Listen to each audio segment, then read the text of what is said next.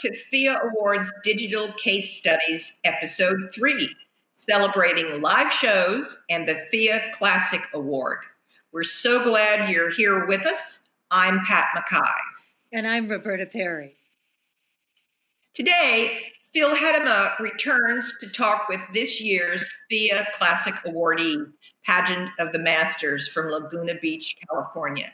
This annual event has certainly stood the test of time.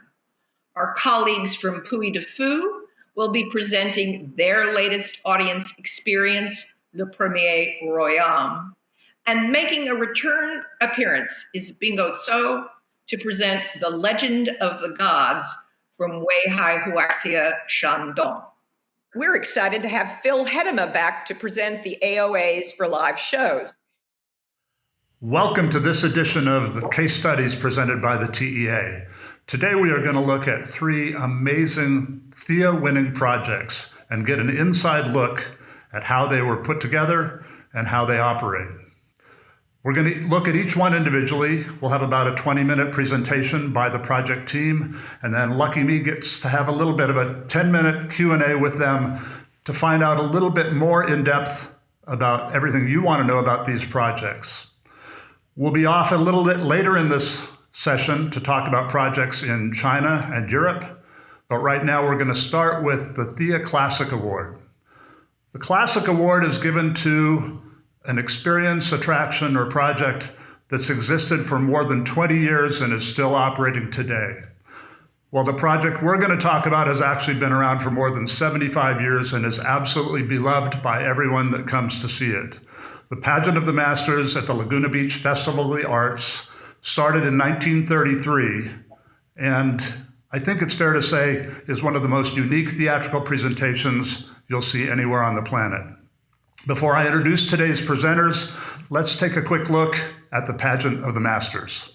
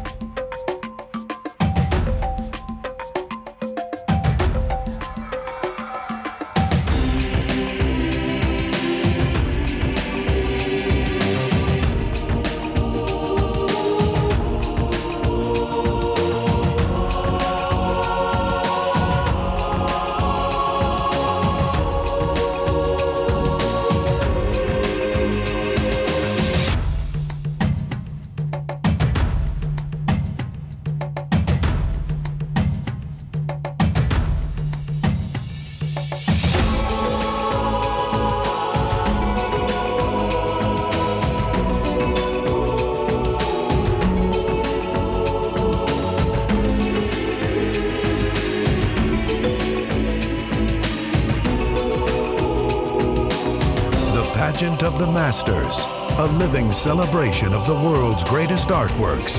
Picture yourself at this one-of-a-kind spectacle, the Pageant of the Masters, where art comes to life. And now it's my great pleasure to introduce 2 key members of the Pageant of the Masters production team, Sharbi Higuchi, who's Director of Marketing, PR, and Merchandise for the Festival of the Arts, and Diane Chalice, who is the longtime director of the pageant. Welcome. Phil, thank you so much. We are beyond thrilled for the Pageant of the Masters to be recognized with the Thea Classic Award. It is a very unexpected honor and that we are most grateful for, and we just want to thank the committee for this recognition. Now, as we talk about the Pageant of the Masters, you have to have a little bit of background as far as who we are.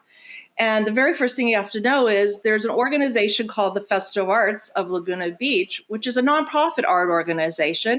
And our mission is to support the arts and arts education. And we've done this for over 85 years. In fact, for over 85 years, it has produced two signature summer events. It's produced the Festival of Arts Fine Art Show and also a very famous theatrical living picture show production called the Pageant of the Masters. The pageant blends live performance, storytelling, and theater arts for an educational and entertaining experience under the stars in an incredibly beautiful amphitheater located in Laguna Beach. As you saw from the video, we literally bring art to life by recreating famous works of art with real people. It's a very popular event, so popular that we drive a lot of tourism into this beautiful community of Laguna Beach. It is an economic driver during the summer. And in fact, we attract over 225,000 tourists every summer to Laguna Beach. And we hire over 500 seasonal summer employees and really create job opportunities for artists. The Festival of Arts and Pageant of the Master has really become synonymous with Laguna Beach. In fact, it is really one of the main reasons that Laguna Beach is recognized as an art colony. Hi, this is Diane here. I'm Director of Pageant of the Masters. I'd like to share a little bit of our many decades old history with you all. First of all, let's start by reminding everyone that Laguna was known as an arts colony all the way back to the 1880s. Why? Because of the beautiful beaches, the coves, the landscape, the hills, the cliffs. It was all very beautiful and very romantic. It attracted many fine artists from all over the United States. So there were also some Sunday painters in the little town of Laguna Beach. So when the Great Depression rolled around, well, a lot of people were out of work. They were painting more and more. They also needed to earn a few dollars, so they decided that they would present a 1-week-long festival downtown Laguna, very near the beach, on a little alley called Epesses, and they hung their paintings on these fences. So that was the first Festival of Arts of Laguna Beach. They also needed more than just art and paintings to attract people to their festival. So they decided they'd have various sideshows. They had little concerts, but they also decided they would do living pictures, also known as tableaux vivants. And here is an example in 1933 of Whistler's Mother. There's Atlas, who was in a parade down the main boulevard. And then The Girl of the Golden West was one of the very earliest living tableaus. So it started small, but it was very popular. Now, in 1935, they'd been doing the pageant or this little thing called Spirit of the Masters pageant for a couple of years. And it was very amateurish. It was very crude. It was done in the daylight, in the afternoons. Well, along comes Roy Ropp. He's a local builder and he is a Sunday painter. And he says to the board of the festival, you know, if we're going to continue doing these living pictures, they really need to be spruced up a bit. They need to be much more professionally produced. I'm willing, Roy Ropp is willing to take on all of that along with his wife, Marie. So in 1935, behind our art museum, once again on the boulevard, they did some more living pictures, this time with a very simple stage. But they had music and they had curtains and people were very well costumed. So we had very much an upgrade back in 1935. In 1936, Roy Ropp, the director, was looking for a very emotional and theatrical way to end the pageant. And he was looking for a tableau that would be perfect. And he thought Da Vinci's Last Supper was the best he could find. He spent months looking around downtown, looking for neighbors and townsfolk who he would later costume and place into this tableau. And it has become a real tradition for Pageant of the Masters because with just a couple exceptions, we've been doing Da Vinci's Last Supper as our finale ever since. So the show continued to gain in popularity. They needed a permanent location. They needed permanent bench seating. And once again, Roy Ropp rose to the challenge and he offered to build this structure on our original stage in 1941. Everybody was excited. The city was, because the land for this amphitheater came from the Irvine Company, from the Pine Estate, and also City of Laguna. So they were excited. They did their pageant in 1941, but then lo and behold, along comes World War II. And the pageant has to be dark for 4 years because of the blackouts, because it just wasn't appropriate to have a lot of frivolity in that time period. So we were dark, just as we are dark this year. They were dark for those 4 years. So in 1946, the pageant and the living pictures return with a great fanfare, and everyone's very happy. It's a big celebration. And one of the living pictures they produce is a tableau of the Rosenthal photograph of the raising of the flag at Iwo Jima. Needless to say, it was a standing ovation, and everyone loved it.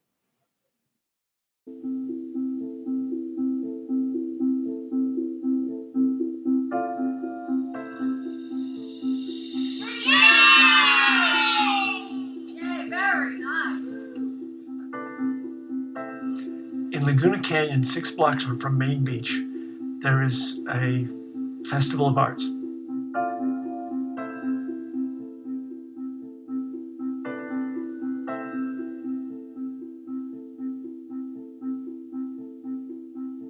The pageant is a unique piece of Southern California history. It began in 1933. During the Great Depression in America, in Laguna Beach, which was an art colony, one of the small sideshows was called Spirit of the Masters Pageant. And it was a tableau vivant show, a show of living pictures. Through makeup, costume, lighting, everything becomes a flat surface as if it were just the painting and not really people in the painting. It takes hundreds and hundreds of hours to make everything by hand. The backgrounds are all painted by hand. Costumes have to be individually designed and stitched. Each costume is painted. You can't just print it out on your 3D printer and make a costume that way. They started in 1933. 82 years later, it is an internationally known phenomenon that does tableau vivant, the art of living pictures, on a scale that I would say rivals anything on Broadway.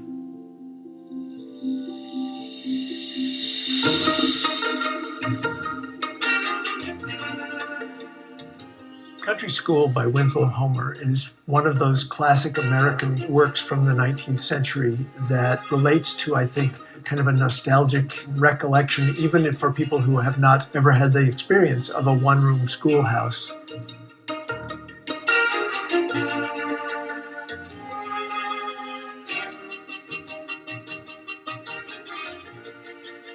The country school was not one of the more challenging ones in the way of lighting. It was actually more fun to light because it's an open room, lots of kids, no layers of scenery to get in the way of things. So it really comes out great because it's a big picture. It fills our whole proscenium, it fills the whole frame. Everything we do is influenced by the painting, the image in the painting, the face in the painting. You know, you learn after a while what's going to work on all these faces. Oftentimes when someone new will come to see our show, they don't realize that there are real people posing in the living pictures. It's unique in the fact that we have thousands of people who come here to be a part of this show year after year after year. Our mission is to promote the appreciation of art, and that's what the pageant does. Which is unique. There's nothing like it in the world. We're bringing literally art to life, but we're also doing, with this conceit and this rather antique kind of stage illusion, we're doing it on such a scale that it bridges that gap between a contemporary audience and art from around the world.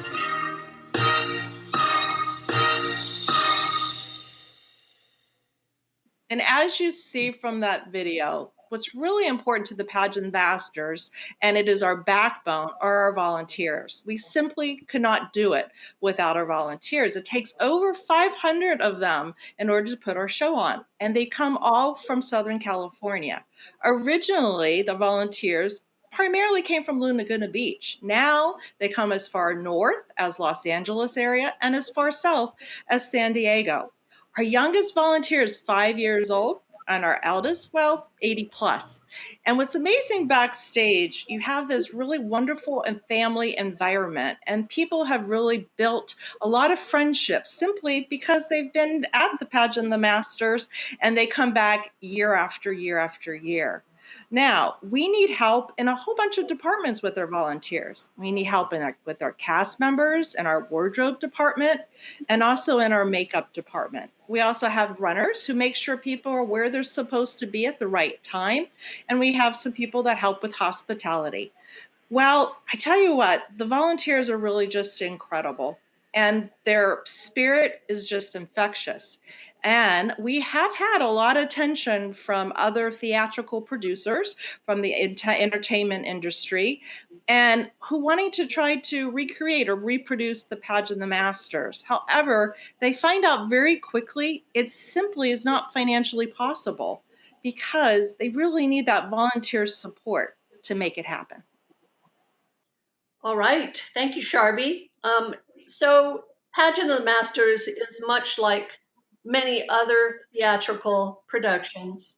But the difference with ours is one, the volunteers, but also that our whole show is based on art and the recreation of these living pictures, these tableaux. So the process starts with the concept, with the theme. We've had a different theme for the last 24 years. And I work with scriptwriter Dan Dooley, and we develop the individual scripts and stories. When we present the show, we have a live narrator, actor Richard Doyle, for the last 10 years. A lot of people from Orange County will know Richard Doyle. He's a fantastic actor. And so we're working on timings, we're working on scripting, and we're thinking about special effects. The first event that we schedule is our casting call, where we have just an open casting call. It's come as you are, anybody, any age. You come on down and we take lots of measurements and we put you in our magic photo booth, which takes your picture from the front, from the side, take all these measurements. Then we have our casting pool, because when we cast, these people have to really look like the people in the living picture that they're trying to recreate, and have to be the right height. So, of course, we're making costumes from scratch. Our costumes are very much different than regular theatrical costumes because most of them, for the paintings, are built out of cotton, Scenic muslin, pre-washed, of course, and they are painted with special textile paints. And it's very time consuming, takes a long time, and all of these garments have to be fitted to the individual cast member. We usually have 2 people cast in each role, and they alternate weeks out of our 8-week run. It's a very long run, and we do a show every single night. So, of course, with our living picture designs, we have a technical director. He does all the drawings of how those living picture wagons will be built and how the background is set in, and all the prop pieces are accounted for. One of the most important components of the whole design process is our lighting, which is also different than traditional theatrical lighting. Because in taking a 2-dimensional painting, we recreate it with 3-dimensional people, and now we've got to turn it back into a 2-dimensional scene. We want the audience to think that they're not seeing 3-dimensional people, but a very flat picture. And I will let you in on a secret. How we do it is we eliminate all natural shadows from our scene. And we rehearse late into the night, every Thursday night throughout the winter and spring. We're rehearsing the lighting, trying to get it just right. So this shows this picture. We are, Dan Dooling and I and Sharby, we're in the studio of Star Parodi and Jeff Edenfair. They're one of several composing teams we have working for us. So much of the music are original compositions. It's beautiful. It's made specifically for our pageant, and it's one of the elements that makes the show really special, and it brings the static living picture to life. Now, everything we do behind the scenes virtually is by hand. It can't be digitized. We're not doing inkjet printed backgrounds or anything like that. You can see one of our artists, David Cook. He's applying acrylic paint to a canvas backdrop, but you can see how he has to work around the foreground and the slope, and it's not easy. And the sets are huge. Some of them are 14 feet tall and almost 30 feet wide, and they're all on casters. They all roll around. So part of our process is having set and costume fittings. We have to call in the volunteers, try them out. And you'll see in this picture, there's a metal pole with an attachment on it. That's part of our safety device system, because we found out very early on that with all the rolling sets, you want to make sure those volunteers are secured safely into the set. So that is a good example of some of our safety procedures. And it's showtime. So imagine this show with a live orchestra in the pit, our narrators up in the director's booth in a soundproof room. We're under the stars. We have video enhancements of the show, and we have almost 40 living pictures. And we try very hard to make it a very fast-paced show. It's about a 90-minute show. And all of our techniques have been developed over the decades. And there you have it. That's our Pageant of the Masters. So I can do my best to describe this show to you, but why don't we listen to some of the reactions from some of our audience members? Pageant of the Masters is one of those truly unique experiences. It's like watching a picture come to life. You can't even necessarily pick out all of the live people. You really have to look a second, third, fourth time. The show is different every year. It handles different genres, different time frames. Definitely incredible. You're under the stars, you have a live orchestra. It doesn't get better than this in Laguna. Whenever they shine the lights on and you realize it's actually people and not art, I think that's the most incredible part. I don't know how they stay still that long. I don't think I could do that. I think it's kind of amazing that they can recreate something so realistically, and it has more impact when you see it in full size like that. It's pretty neat. I'm actually in the show, and it's really cool how they like do all the makeup in like 15 minutes, and like, they do all these cool shadows on you, and then it kind of looks like just a bunch of colors at first, and then once you actually go on stage, it just all comes together. It's really nice. What makes it stand out to me is how it's actual people. It's not just pieces of artwork on like a canvas. It's just incredible to me. I love when they actually build the set. They show the actors getting into place, and then voila, it's a Rembrandt come to life. So it's pretty phenomenal. What they do and kind of the magic behind bringing these paintings to life is so cool. You have to be here to experience it. I don't think you can describe it. I don't think you can put it into words. I think it's just something you have to see. Magical experience that you can't see anywhere in the world but right here in Laguna Beach.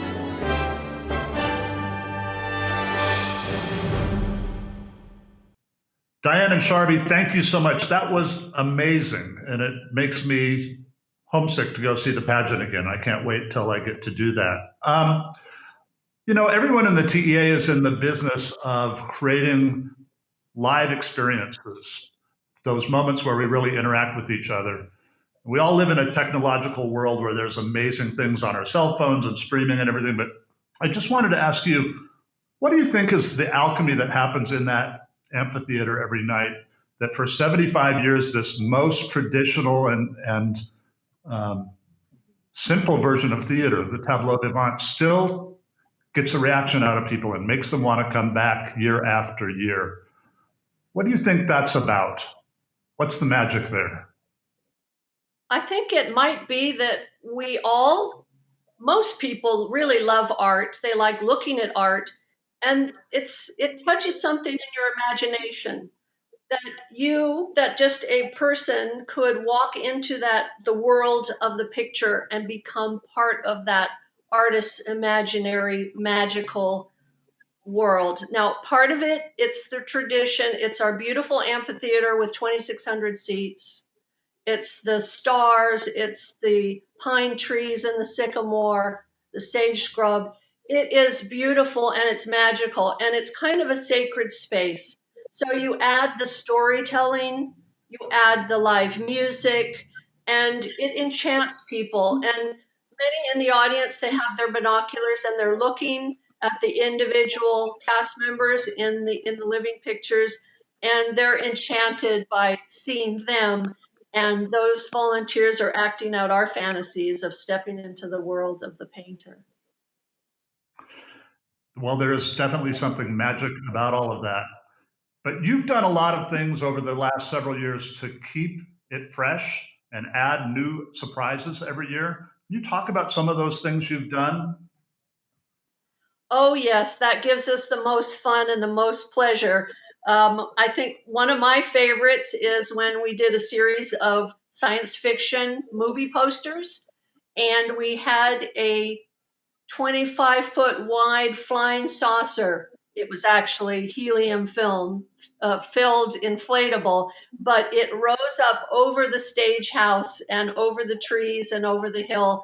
And it shocked people because they were used to your traditional old masters living pictures. And here is this spaceship. That's one of my most magical. We've done a lot of inflatables with helium. They're great in a amphitheater. We've done a planetarium. We've had lasers. We've also had some live performers, like we've had a horse or two in the bowl.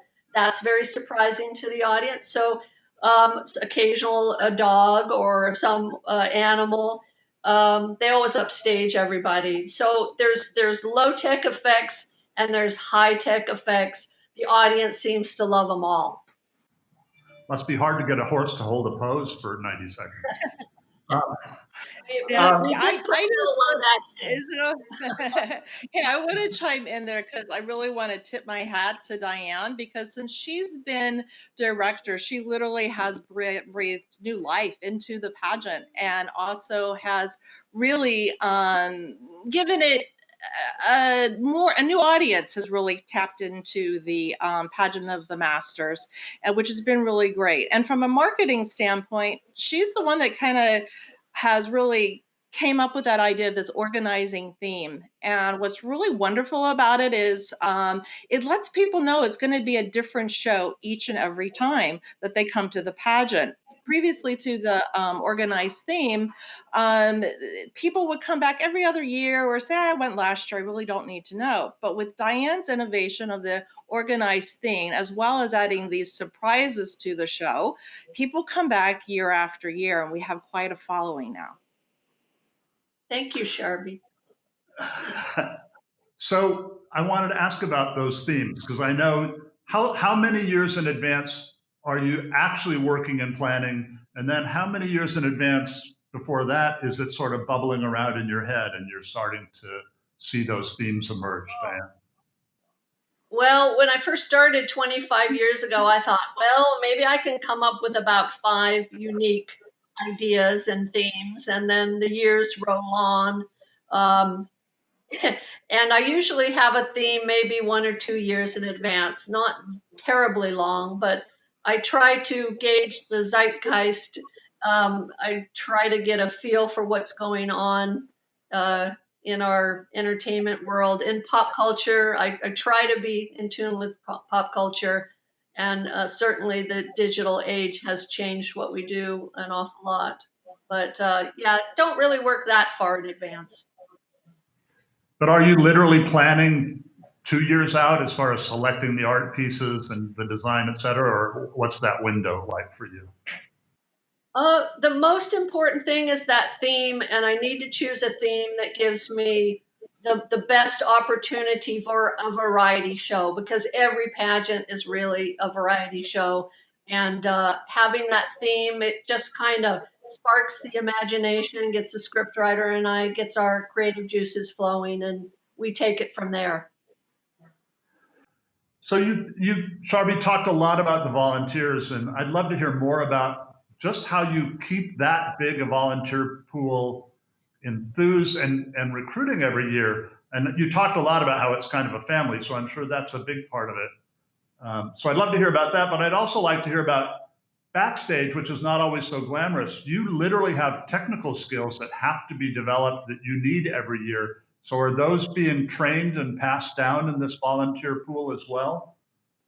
It is. It's really quite remarkable what the team backstage is able to do. The people who are applying the makeup, they are volunteers, and our team back there, led by Allison, trains people how to put this makeup on. And just like the costume, it's a very unique or different process. So they're trying to mimic the painting that they're trying to recreate, but on the body instead of on a painting on a set or on the costume, you're doing it on the face.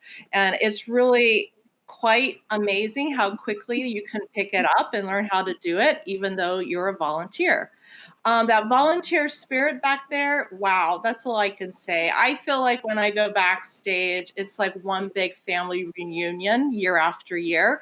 And a lot of that, again, it's that pageant team back there. We have Paul Goldie, who is the pageant assistant. He's so great with having activities and events and keeping the pageant volunteers engaged and even sending them digital announcement. We have activities like that we have a volunteer cookbook that they provide and put together. There's so much really lovely participation.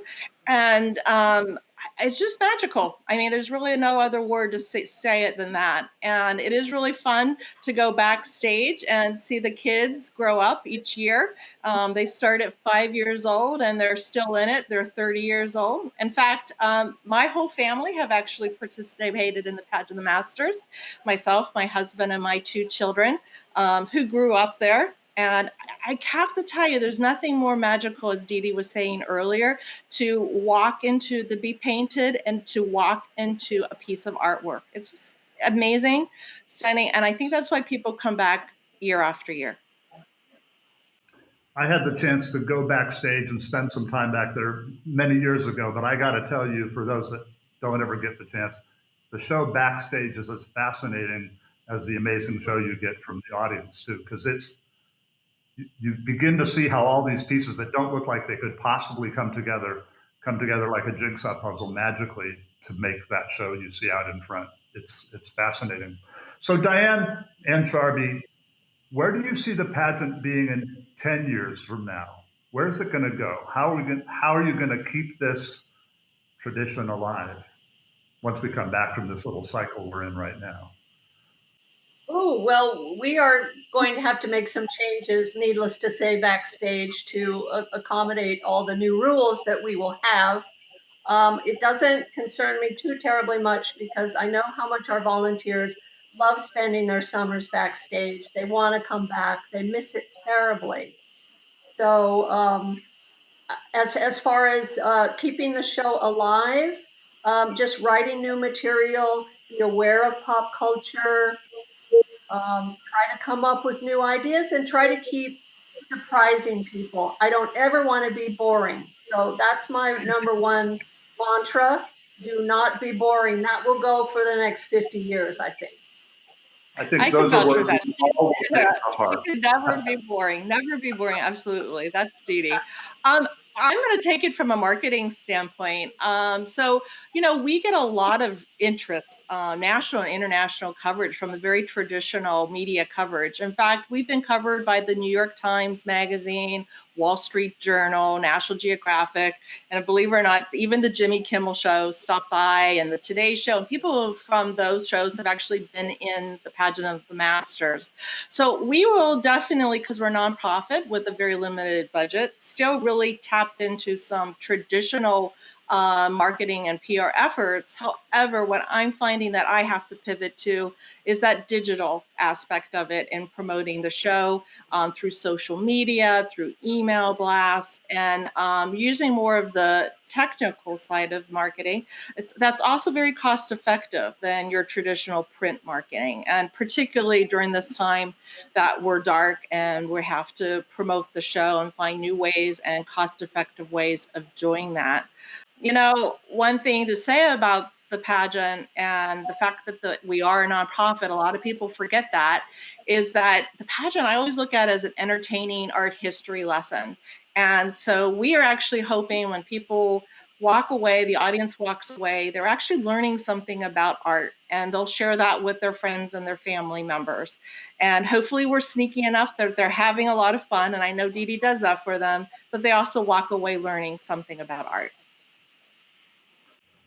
Well, it's been fantastic spending time with both of you, and I look forward to the day when we can all see the next edition of the pageant real soon. I know you'll work out all the issues, and it's going to be better than ever.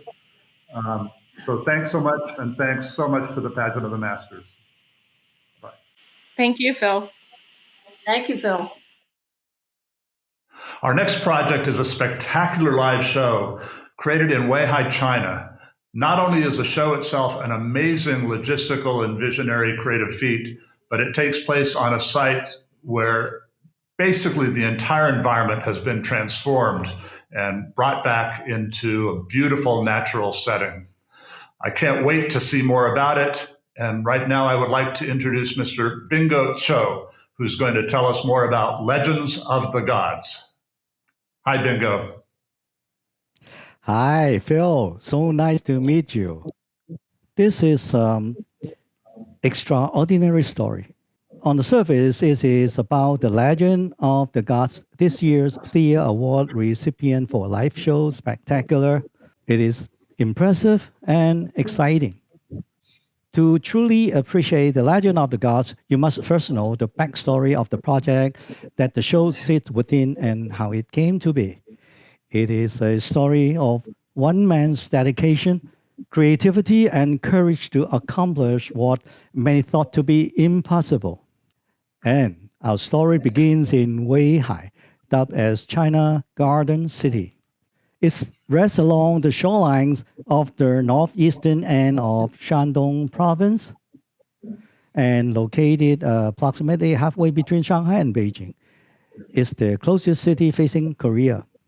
It is a leisurely paced seaport city. The region has lush forests, beautiful islands, and 600 miles of coastline. Weihai history can be traced back almost 700 years. In 1398, the imperial Ming dynasty set up its first camp called Weihai God. In 1898, the land was listed to Britain. It was returned to China in 1930, and the Weihai city was established in 1945. Longshan Mountain, Longshan meaning Dragon Hill, where Huaxia Scenic area is located, was home to green trees, abundant wildlife, and natural beauty. There stood an ancient temple known as the Taiping Nunnery, which was the largest Buddhist place of worship in Weihai since the Qing dynasty. Many small villages dotted the landscape, and the village lived in harmony with nature around them. In the 1950s, a large silkworm farm and silk factory were built on Longshan Mountain, causing damage to the environment and upsetting the balance of nature. This was the beginning of 5 decades of environmental damage and exploitation. And on top of this, with the rapid development and growing population of Weihai City, the demand of building stone soared. Over a period of 30 years, it became home to over 26 different mining businesses. The body of mountain became dry and riddled with mines and deep pits. To the villages and people of Weihai, the situation seemed hopeless. The former beauty of Longshan would only be a distant memory. Xia Chuntian is the chairman and founder of Huaxia Cultural Tourism Group. His unwavering vision, many professional sacrifice and determination in the face of many challenges, from his family, his staff, and the public, and even escaping death in a mudslide while pursuing his dream. He was born in January 1955 in a small village of Huachui District, Weihai City. Since his childhood, he has been curious creative and had interest in nature, literature, and arts. Having witnessed once an abundance of natural beautiful to total devastation, he was determined to restore the mountain, hills, and forests.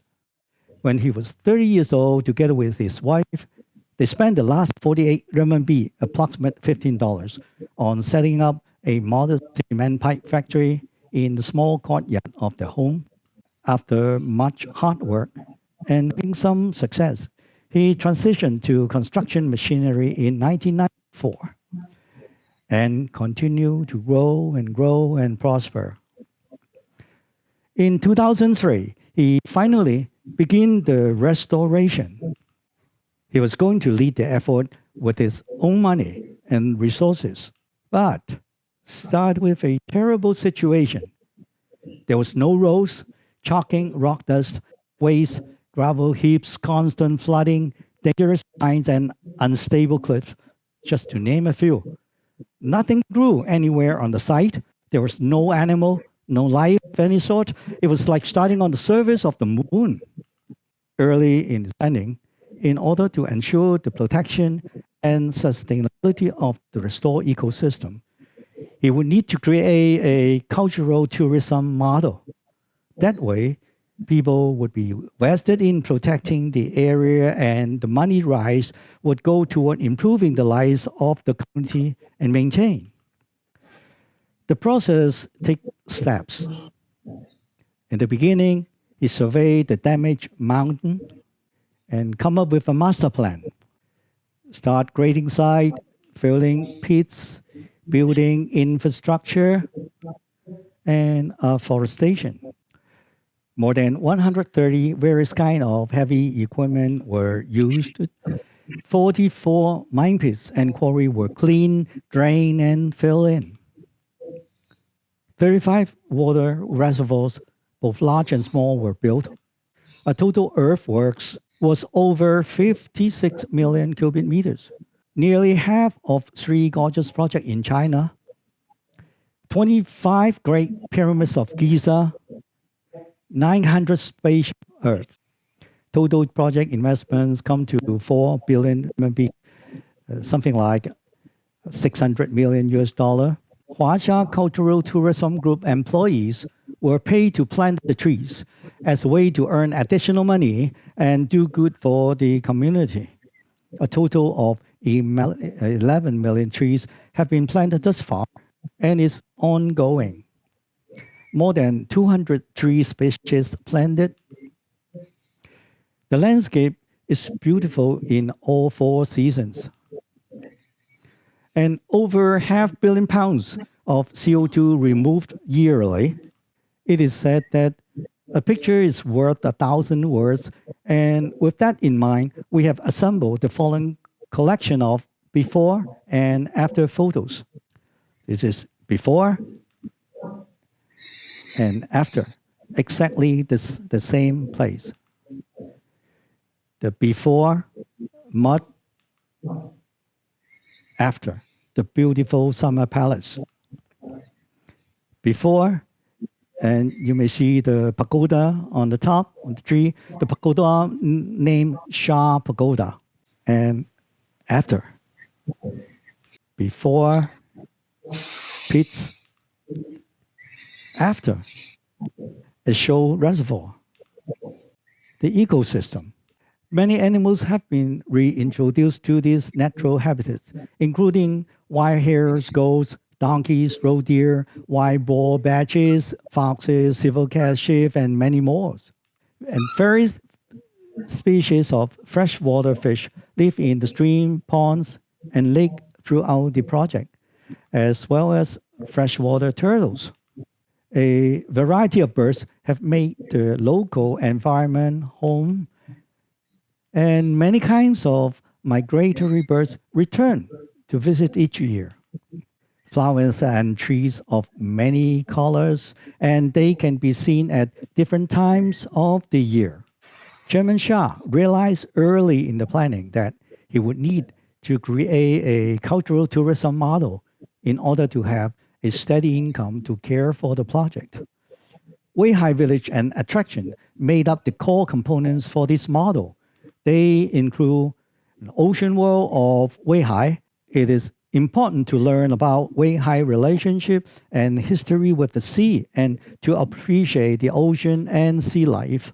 They committed to enable visitors to gain marine science knowledge in the course of sightseeing, while at the same time inspiring them to care for marine life. Huaxia's first building is an iconic scenic spot and serves as a dramatic entrance into the scenic area. It is the largest archway in China. Shandong Folk Museum and Summer Garden, creatively combining the buildings with a natural water reservoir, traditional folklore, cultural heritage, and historical stories through virtual reality, physical displays, and audiovisual technology. A three-sided golden statue of Guanyin Bodhisattva, goddess of mercy, is made of pure copper. The sculpture utilized mechanical technology to rotate, rise, and reveal the statue within the lotus. Cultural Valley is a unique pathway through a small canyon carved out of a quarry pit. A selection of calligraphy of various Chinese dynasties are displayed on both sides of the rock walls. The show, The Legend of the Gods. The main show performed at Huaxia City is the embodiment of the cultural soul. It is also the first world-class performance stage in what was an abandoned stone quarry.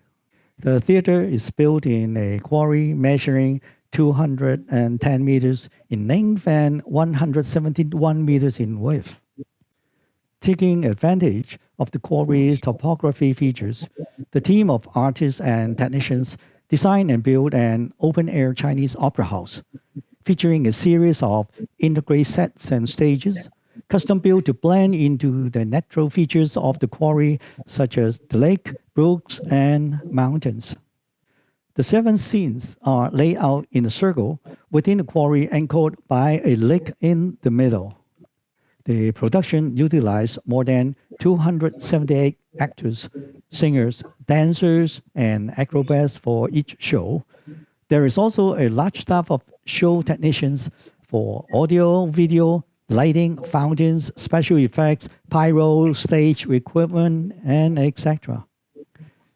The team engineered and constructed a custom rotating and mobile audience platform, including the exterior shell, mechanical system, control system, and track. The platform is 48 meters long and 28 meters wide and designed to resemble an ancient Chinese ship. It is the largest outdoor mobile show audience platform in the world. It transports the audience of 2,100 guests around the lake and positions them in front of each elaborate scene. The audience is always at the center of the show, on land, on the water, and in the air. Through a variety of artistic forms, the performance presents the history of the development of human civilization in China, spanning 5,000 years. The whole drama is divided into a prelude and 6 acts. They include ancestral tribes, Nirvana of the Phoenix, celebration of 8 immortals, 7 years in search of elixir, dragon takes flight, and blessing to ancient China. In Dragon Takes Flight, a 5,000-ton wall of water is released to spectacular effects over a natural quarry wall feature. We believe this to be the world's largest water release effect in the show. It appears that the audience will be swept away until the last moment the angry waters are diverted.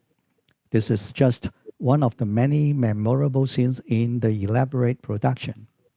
Chairman Shah is very creative and assumed the role of senior director, planner and editor-in-chief for this show. This is one of his paintings. He breaks the traditional model of a single stage and transport the audience from scene to scene for an unprecedented audio-visual experience.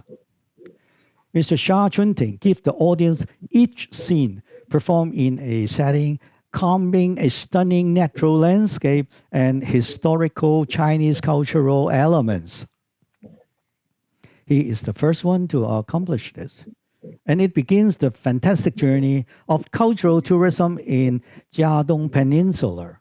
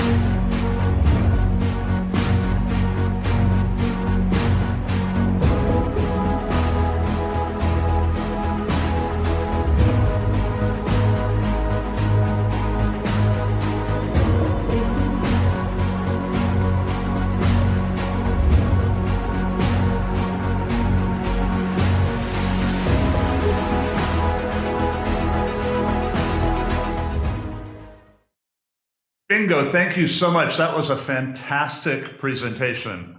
I wish I could go see that show and that entire development in person.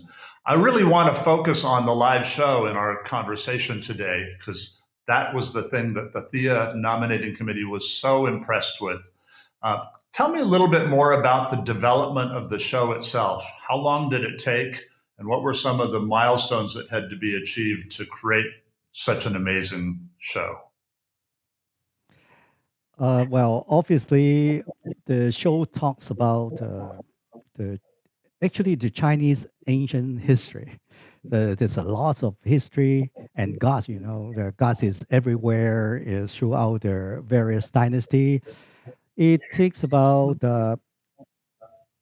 2 years to just idea development because this is not a show that you can develop just like a theater because there's no theater there.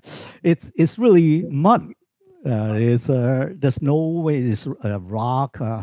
There's no reservoir because it's filling the pits with water. So you have to look at what you can do with these things. And um, fortunately, there's one thing is key important is Mr. Shah himself, the director himself, is a creator. He's an artist, he is the editor in chief, and he wrote the story. This is a must for this kind of environment because there's no one can tell you, oh, you have a story and I can build this theater for you. And now I have this theater, what show that I put in is really the idea is coming into his mind while he is digging dirt. So it's all coming a little bit, small pieces gluing together. The thing that makes that show really unique is the audience platform that literally doesn't change the sets, it moves the audience to look at every different scene of the show. I've never seen anything quite like that. Can you talk a little bit about how that was developed and how is that powered? How is it moved around the lagoon? Actually, that for Huaxia, they have already done 3 shows like that. And Weihai is the first one. Because they have these reservoirs, when they creating the story, there's so much story to tell. It's from ancient China, the tribe, the gods, many gods. The gods will fly. The gods was swimming on the water. The immortals going to these. There's so many scenes that you have to make a show interesting. So it's just a click. Is that why not we move the audience to the show instead that we're changing the prop, the show, because you cannot change the 5,000 tons of water. You cannot do this in Italy. So it is actually easier to transport the audience in front to the show because now you don't have to change the scene. The scenes are already made there. So all the audience, they go from scenes to scene. They are right in front of the show at the center, and the show are all prepared, ready. They're not changing that much. It's just the artists coming in and out. So it's actually a more efficient way to do a show, although it's quite complicated. It's a very creative solution to a complicated problem. The whole show is very technically involved, amazing stagecraft, pyrotechnics, etc. And as you said, it takes a large cast of 250 people and many more people behind the scenes. How many shows a day can be presented? Is it one time a night, or can it run 2 times a night? How is that scheduled? They are scheduling 1 to 2 shows per day, but sometimes they go to 3 because you don't do shows in cold winter. Because it's outdoor, and Weihai is quite you don't want all your guests frozen after the show. They will do about 250 shows. And more than that, actually, per year. And for a cast of that size, there's a tremendous amount of talent represented. Is most of that drawn from the local region and trained, or do they bring performers in from other regions? During the beginning, is a collective artist troops from all over the place. Whenever they can find some will comparable artistic and professional artists, but gradually is replaced by the local artists because this is what the local government wants and what Mr. Shah also they want to build the local economy based on this. That's why they have the show, they have the garden, they have the theme park, all attracting local and tourists to bring wealth and growing artist troops is one of their mission too. And for a show like this that now has been running for, more than a year, will the show be changed and updated to keep it interesting, or is it set in classic form and remains as it was when it began?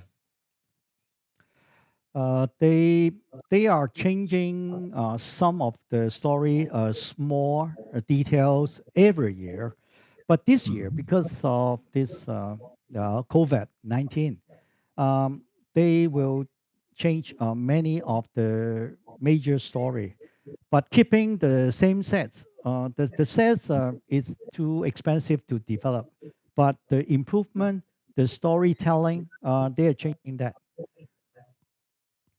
And how long is the show in total? How long would I be sitting in that audience watching the show happen?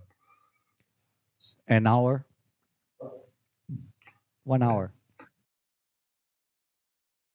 And, there are many shows like this. I don't think anything quite as unique as this show that I've seen in China, other than the other ones that you say they've been created in the region. But what do you think is next for this kind of presentation? It is very interesting to have such an amazing story and to blend it with top-notch technology. We are always trying to push forward the technology, what can be provided to the artistic form.